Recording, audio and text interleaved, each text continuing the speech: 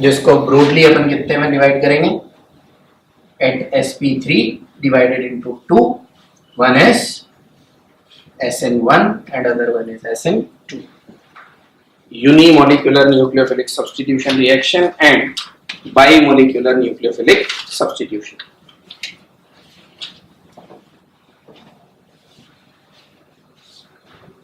लिखो सबसे पहले SN2 रिएक्शन कैसी होती है SN2 reaction? It is a bimolecular nucleophilic substitution. किसके बेसिस पे बोला? On the basis of chemical equilibrium or chemical kinetics, है ना? तो kinetics के बेसिस से अपन ने क्या बोला? Here in this case the rate of reaction is directly proportional to Rx, alkyl halide दे रहे हैं अपन substrate and nucleophile. So according to its reaction suggested by chemical kinetics, what is the order of reaction? Order of reaction is 2. One with respect to alkyl halide and one with respect to nucleophile. दोनों के respect में 1 1 है, दोनों को add करेंगे तो कितना हो जाएगा 1 + 1 2. जितने भी रिएक्टेंट होते हैं ना, मतलब या जिसके भी रेस्पेक्ट में रिएक्शन को लिखते हैं उन सबके अपन क्या जो ऐड कर देते हैं ऑर्डर. अगर उन सबके ऑर्डर ऐड कर दो तो क्या आ जाते हैं? If order of reaction is in terms of Rx, तो DMSO का स्ट्रक्चर कैसा होगा? CH3 dimethyl sulphoxide, DMF. अच्छा एसीटोन भी ऐसा ही बना दो, CH3 C डबल बॉन्ड हो CH3, ये आपका क्या हो गया acetone. And what is DMF? बोलो. HC double bond ON CH3 CH3. क्या बोलेंगे अगर मैं इसको सिर्फ हाँ NN डाइमिथाइल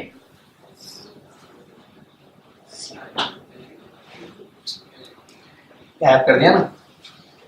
देखो इसका नाम बताओ क्या है? और फॉर्मामाइड. फॉर्मामाइड एसिटामाइड होता है ना, जैसे common name is formamide.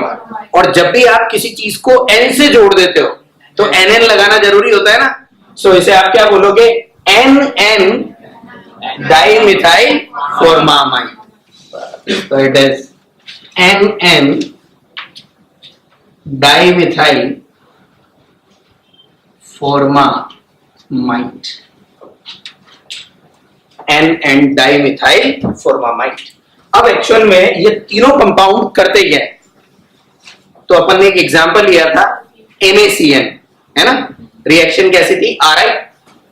When Ri react with NaCN, we या आपका NaCN की जगह पे स्वार्ट्स रिएक्शन जो आपके बुक में गिवन है, that is Rf plus Ki in presence of acetone देते हैं, है ना.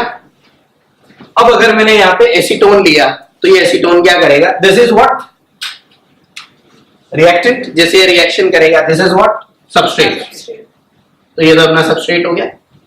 अब अपन को क्या करना है यहाँ पे एक्चुअल में? This reaction is proceed via, suppose this reaction is proceed via SN2 mechanism. होती भी है. अगर ये SN2 मैकेनिज्म से हो रही है तो अपन को रेट ऑफ रिएक्शन इंक्रीज करनी है. अपने पास दो मेथड है, या तो मैं RF की वैल्यू क्या कर दूं इंक्रीज, या फिर मैं क्या करूं I- की वैल्यू क्या कर दूं इंक्रीज. RF तो आपने जितना डालना था वो डाल ही दिया. अब आपको इसके ऊपर किसका अटैक करवाना है? I-. जैसे ही आप Ki को लोगे तो कैसे टूटेगा? K plus I-. Acetone CH3C double bond O CH3 partial plus partial minus K plus double bond O CH3 CH3 double bond O CH3 partial minus partial plus partial minus partial plus clear?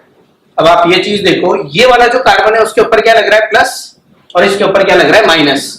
कैसा structure होगा ये? sp2 hybridised, तो ऐसा ही होगा planar. अगर ये planar structure हुआ तो इस प्लस को अट्रैक्ट कौन करेगा? This plus is attracted by I minus, but this carbon is surrounded by 2 bulky groups. तो ये वाला मेरा कार्बन क्या हो गया? Sterically hindered. Because of steric hindrance, this carbon is not attracted by I minus. मतलब I minus does not undergo solvation inside acetone. तो आपका I minus क्या होता जाएगा? फ्री, और ये सिर्फ किसको पकड़ लेगा? K plus. तो ये K प्लस को तो पकड़ के ले जाएगा यहाँ पे इससे, और I माइनस क्या होता जाएगा? फ्री। जितना I माइनस फ्री होगा उतना क्या होगा? कॉन्सेंट्रेशन बढ़ेगी, तो इसका कॉन्सेंट्रेशन क्या होता है? इंक्रीज। अगर कॉन्सेंट्रेशन इंक्रीज होगा तो फॉर्मूले में क्या होता है? SN2K, greater the nucleophile greater is the rate of reaction. इसलिए अपन ज्यादातर SN2 रिएक्शन किसमें करते हैं? Polar aprotic solvent. SN2 reaction occur in polar aprotic solvent. कौन सा? I minus weak base होगा, it is attacking F minus। हाँ बिल्कुल। अब ये क्यों पॉसिबल है यहाँ पे? क्योंकि अपन I माइनस का बार बार यहाँ पे क्या करते हैं? रिफ्लक्सिंग। दिस रिएक्शन इज रिफ्लक्स ना, बार बार रिएक्शन करवाते हैं अपन इसकी। होती है ना रिएक्शन, ऐसा नहीं है, because this reaction is known as Swarts reaction. आप इसको और इजी बनाना है, F को हटा लो, इस जगह पे क्या लगा दो? Cl। अभी बड़ी आसानी से हट जाएगा, ठीक है ना? और इसमें लगता भी आयोडाइड ही है ना, तो बार बार अपन इसमें करते क्या है? Reflux in presence of acetone. Reaction को करवाने के लिए अपन एक्चुअल में I माइनस की वैल्यू को क्या कर देते हैं? इंक्रीज।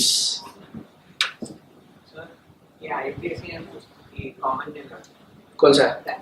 ये तो कॉमन है, NN डाइमिथाइल मिथेनामाइड। हाँ उसमें भी डालते हैं ना। अगर IUPAC लिखते हैं तो क्या लिखते हैं इसको अपन?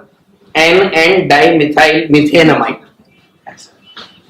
लेकिन इसको बोला DMF जाता है ना, तो it is dimethyl formamide, common name के हिसाब से। आया समझ में? बहुत इंपॉर्टेंट है ना।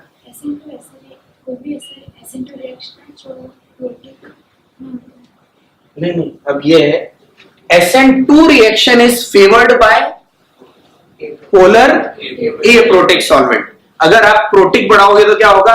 रेट स्लो हो जाएगी। ऐसा नहीं है नहीं होगी, लेकिन फेवर किससे होगी? It is favoured by polar aprotic solvent. जितना आप एप्रोटिक सॉल्वेंट का कॉन्सेंट्रेशन क्या करते जाओगे? इंक्रीज, वैसे वैसे रेट ऑफ रिएक्शन क्या होती जाएगी? इंक्रीज। रब करो। सीधा I माइनस कौन सा? सीधा I माइनस तो कैसे डालोगे? किसी सॉल्ट से तो डालोगे ना। हाँ पहले से वो बात बराबर ही होगी ना। पहला मतलब सॉल्वेंट ही तो चाहिए। The solvent here is acetone. पहले से तो कहां से डालेंगे?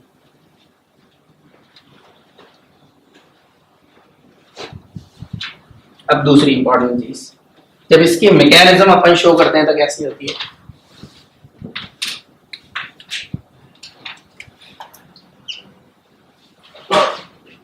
हाइड्रोजन हाइड्रोजन हाइड्रोजन, और यहाँ पे अपन ने क्या लगाया है? Cl, ठीक है ना?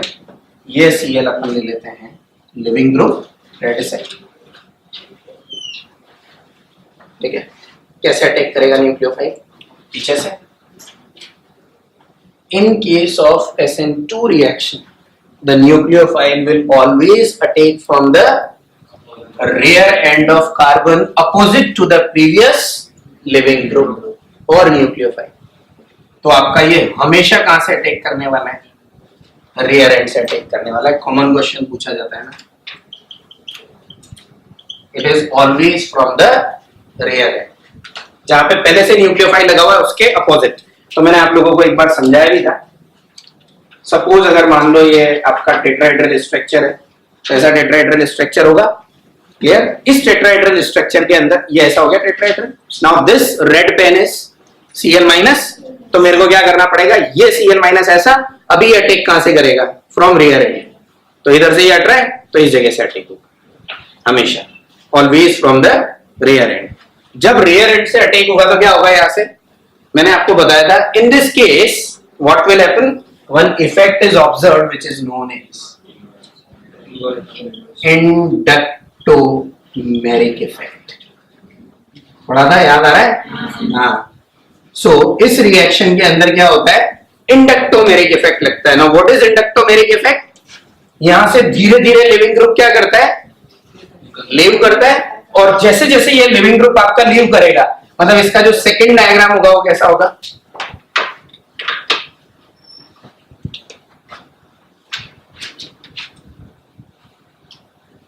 अभी ये sp3 हाइब्रिडाइज्ड है ना। अब अपन इसको क्या कर रहे हैं?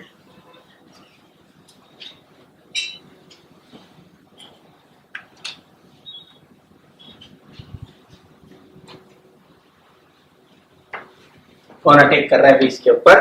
न्यूक्लियोफाइल। ठीक है, बाहर निकलेगा ऐसे, उधर से वो निकल रहा है तो उसके ऊपर Cl माइनस डेवलप होता जाएगा और इसका Nu पे माइनस थोड़ा सा कम होता जाएगा, और यहाँ पे कौन सा चार्ज आ जाएगा? प्लस। कौन सा हो गया? कैसा होगा?